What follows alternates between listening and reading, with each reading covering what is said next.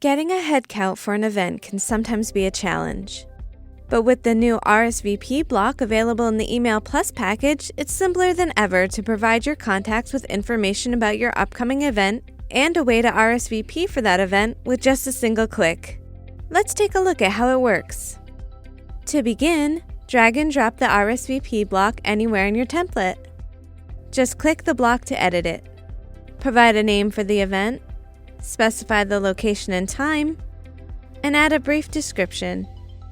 You can even edit the text on the response buttons to further customize your email. Click Save when you're done. Then, when you're ready, send the email.